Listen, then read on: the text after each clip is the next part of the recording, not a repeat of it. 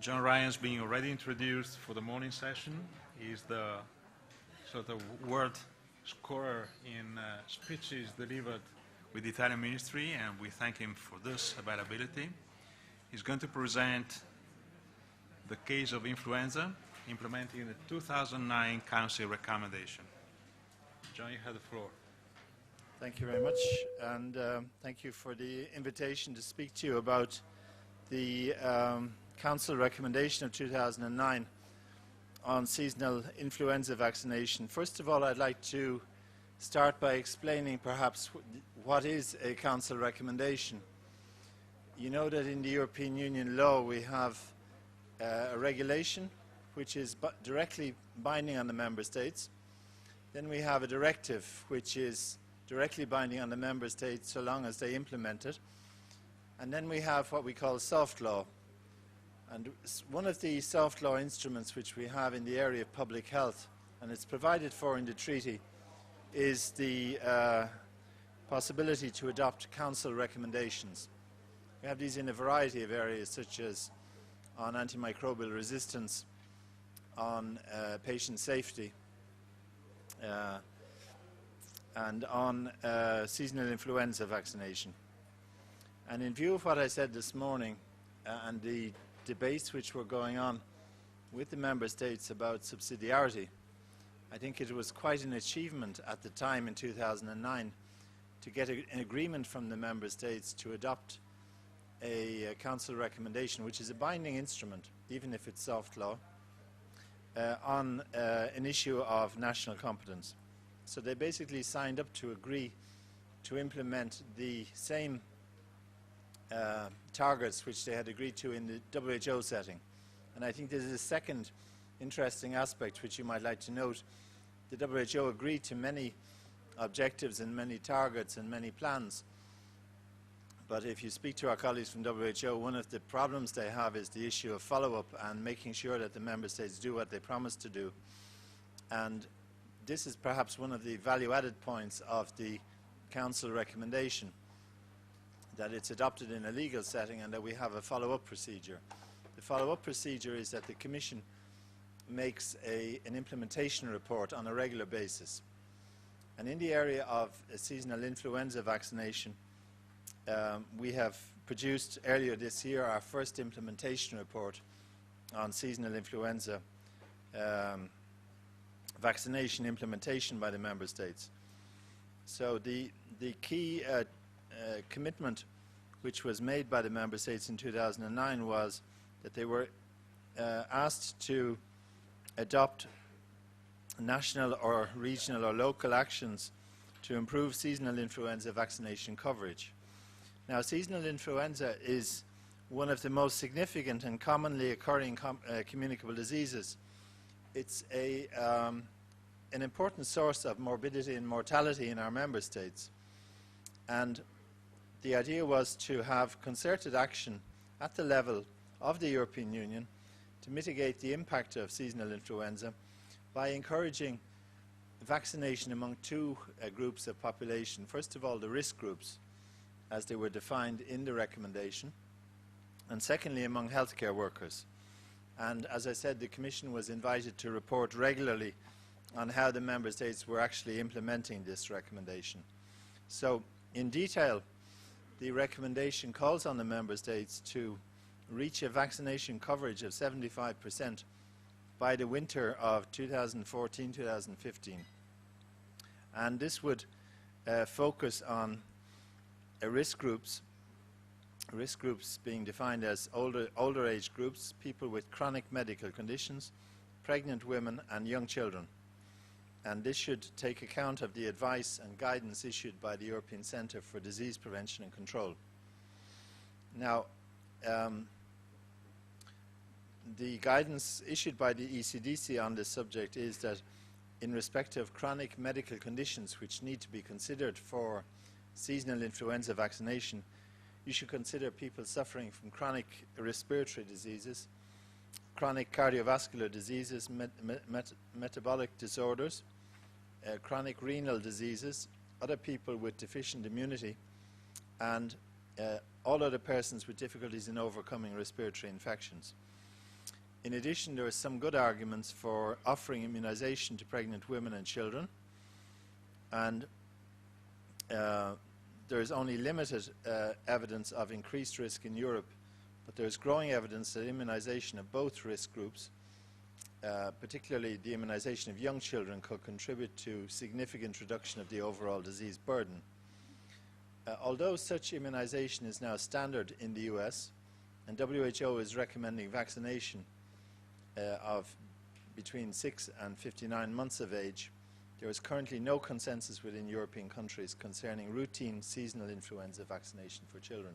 So this still remains scientifically an open question, even if many of the other risk groups are more, the position is much more clear. And the second aspect of this recommendation, in addition to the risk groups per se, refers to healthcare workers. And healthcare workers, there are two aspects to this. First of all, to increase the vaccine coverage among healthcare workers, and secondly, to increase the education, training and information exchange on seasonal influenza vaccination for healthcare workers. Now, the Commission has just published its implementation report on the progress made by the Member States, the 28 Member States of the European Union, in implementing what they promised to do in 2009. And in almost all the EU Member States, as you can see from this slide, the vaccination coverage for older people does not meet the target of 75%. Only 2 countries achieved, or almost achieved, the 75% rate, which was their target. So 26 countries out of 28, in other words, failed to meet the target. And this is really, in a European report, is quite unusual, because normally we're used to bad news, but this is very bad news, I would say. We're not even sure if we're going forward. We may even be going backwards. So this was a very strong message which the Commission wished to give, particularly since we were coming up to the 2014-2015 winter season, when the target was supposed to have been met. We wanted really to pass a strong political message.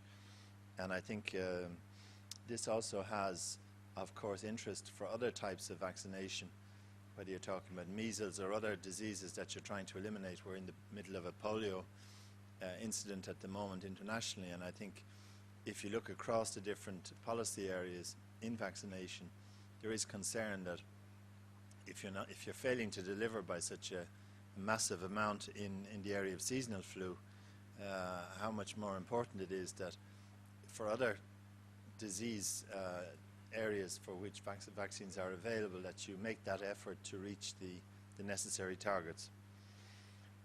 For all the other risk groups, besides the elderly people of 75%, for all the other risk groups, there is limited data available and insufficient monitoring, which makes assessment of vaccination coverage very difficult. For example, only 7 Member States provided data for people with chronic medical conditions, 7 out of 28. And only 3 out of 28 Member States provided data for pregnant women. So you can see that in reporting on the implementation of the recommendation, the Commission has faced a great difficulty, which is the absence of reliable data or collection of accurate data. 10 Member States out of 28 provided information on healthcare workers. So as regards the available data demonstrate low and insufficient vaccination coverage of these target groups, including healthcare workers, and a lack of initiatives to identify socioeconomic determinants for vaccination, and also a lack of sharing of best practices. These were all elements of the Council recommendation. As regards the state of play, the Commission proposed in its report some ideas for improvement at the Member State level. First of all, to strengthen political and technical commitment to seasonal influenza vaccination, to collect and monitor vaccine coverage rates for all target risk groups, and to engage more actively with healthcare workers in order to strengthen their role and to fight against vaccine hesitancy and to advocate immunization. This obviously would only not only affect seasonal influenza vaccine, but would also cover other types of vaccination, children's vaccination in particular. So these were some of the ideas proposed by the Commission. And if this thing will move on. Yes. So another gap which we identified was in relation to the socioeconomic impact of seasonal influenza vaccination. Such data would help us to better understand the reasons for vaccine refusal, enable a more targeted communication, and cement the theoretical view which already exists that vaccination is cost effective and also cost saving.